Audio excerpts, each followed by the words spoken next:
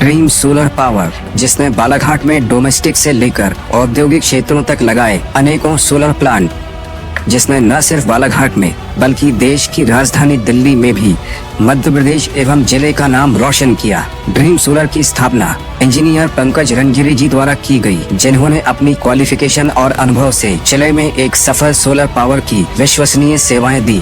सरकार के हर पैमानों में मान्यता प्राप्त एवं सरकार द्वारा दिए गए सभी लाभों के साथ ड्रीम सोलर पावर आपको देता है सर्वश्रेष्ठ कंपनीज के सोलर पैनल एवं इन्वर्टर्स, साथ ही 78,000 रूपए तक की सब्सिडी के साथ लोन एवं आसान किस्तों की सुविधा।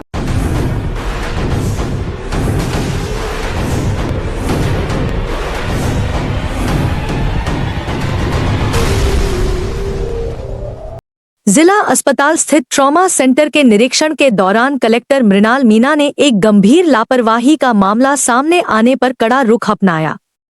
निरीक्षण में यह तथ्य उजागर हुआ कि प्रसूति महिलाएं एवं उनके परिजन बिना किसी पूर्व सूचना के ही ट्रॉमा सेंटर से चले जाते हैं, जिसकी जानकारी अस्पताल प्रबंधन को तक नहीं रहती।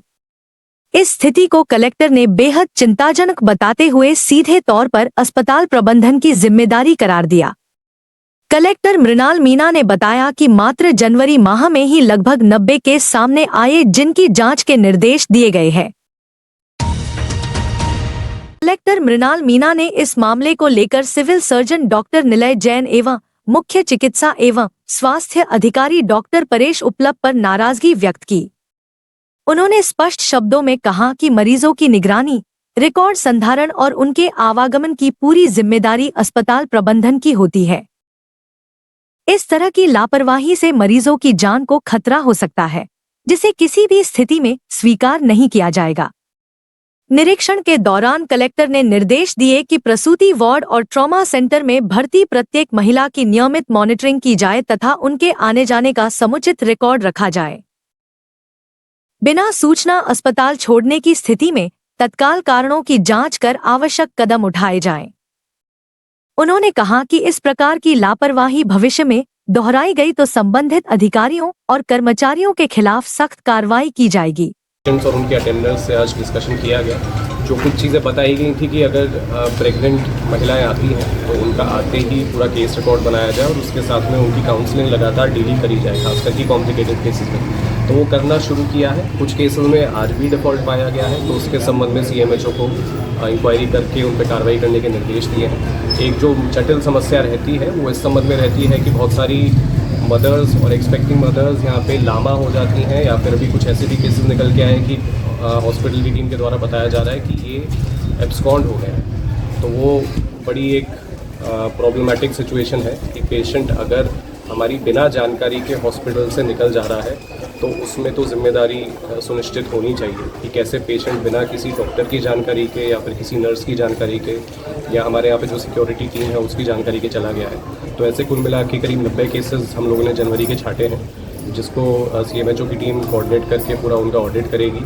उसमें आशा का क्या रोल रहा है वो देखा जाएगा। उसके अंदर यहाँ पे उस समय पे कौन नर्स मौजूद थे और कौन स्टाफ मौजूद था, उनका क्या रोल रहा, उनके द्वारा पर्याप्त रूप से काउंसलिंग किया कि गया कि नहीं किया गया, ये देखा जाएगा। और साथ में अभी वर्तमान में वो कहाँ उपचार प्राप्त कर रहे हैं उनसे भी पूछताछ करी जाएगी कि वहाँ पे क्या उनका उपचार ठीक से चल रहा है। और फिर अगर उस केस में कहीं पे कुछ भी गंभीर लापरवाही के रूप में सामने आता है तो उन संबंधित जो उस समय पे ड्यूटी पे थे उन पे भी कार्रवाई। कलेक्टर ने अस्पताल प्रबंधन को यह भी हिदायत दी कि मरीजों और उनके परिजनों से लगातार संवाद बनाए रखा जाए, ताकि उन्हें किसी प्रकार की असुविधा न हो और वे बिना बताए अस्पताल छोड़ने को मजबूर न हों। उन्होंने स्पष्ट किया कि जिला अस्पताल में बेहतर, सुरक्षित और जवाबदेह स्वास्थ्य सेवाएं उपलब्ध कराना प्रशासन की सर्वोच्च प्राथमिकता है। निरीक्षण के दौरान collector Mrinal Meena trauma centre की सफाई व्यवस्था से भी असंतुष्ट नजर आए। इस दौरान उन्होंने CHMO सहित सिविल सर्जन को निर्देशित किया कि वह अपने कार्यालयीन कार्य से समय निकालकर लगभग 1 घंटे यहां की व्यवस्थाओं को सुधारने के लिए निकाले। साफ सफाई को लेकर भी आपके द्वारा नॉलेज कुछ और ठेकेदार पे कुछ पेनल्टी की भी बात करी। वो भी एक देखिए ऐसी चीज़ है जो रेगुलरली यहाँ पे टीम को राउंड लेके देखना चाहिए। हॉस्पिटल मैनेजर हैं, उनको उनकी जवाबदारी है कि सुबह राउंड लेके साफ़ सफाई देखें। ऐसी सिचुएशन नहीं आनी चाहिए कहीं पे कि बार बार राउंड लेने पे सेम चीज़ों की गलतियाँ निकल के आ रही हैं। पेनल्टी लगाना अपने आप में एक दंड देने का प्रावधान है, लेकिन मैं नहीं मानता कि उससे ये सिचुएशन ऑटोमेटिकली पेनल्टी लगाने से सुधरेगी। ये ओवरसी करने से ही सुधरेगी। ये लगातार जो यहाँ की इतनी लंबी चौड़ी टीम है वो पूरे दिन रात यहाँ पे ड्यूटी पे रहते हैं, तो अपना पेशेंट्स के लिए तो फ़ायदेमंद है ही, बट आप जहाँ कार्य करते हैं वो एनवायरनमेंट आपको साफ़ सुथरा रखना वैसे आपकी खुद की भी जिम्मेदारी है।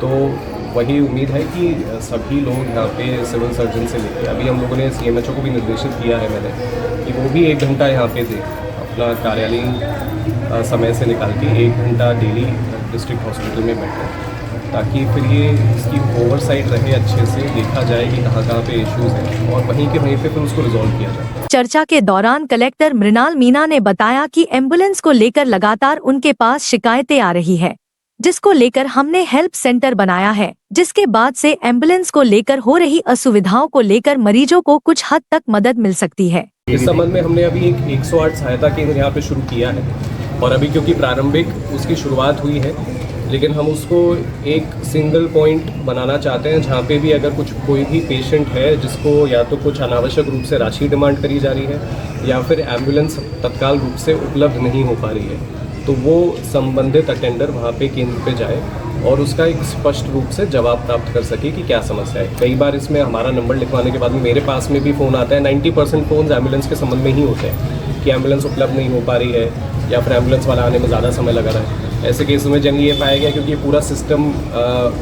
एक सेंट्रलाइज सिस्टम है जिसका एलोकेशन एम्बुलेंस का कि कौन सी एम्बुलेंस आएगी, अलॉटमेंट से लेके उनका पूरा का पूरा ड्राइवर का अलॉटमेंट, सारी चीज़ें भोपाल से रन करती हैं लोकली। लेकिन हम ये भी कई बार देखते हैं कि एम्बुलेंस जहाँ पे खड़ी होनी चाहिए उस निश्चित स्थान पे खड़ी नहीं होती है, तो उस चीज़ पे अभी काम करना शुरू किया है। साथ में क्योंकि कंप्लेंट्स जनरली हॉस्पिटल से ही आएंगी ज़्यादातर, तो ये जो सहायता केंद्र है उससे ये उम्मीद है कि यहाँ पे लोग शिकायत करेंगे, उन शिकायत का प्रॉपर रिकॉर्ड कीपिंग होगा, तो किस तरीके की समस्या आ रही है उसको हम थोड़ा और रिजॉल्व करें।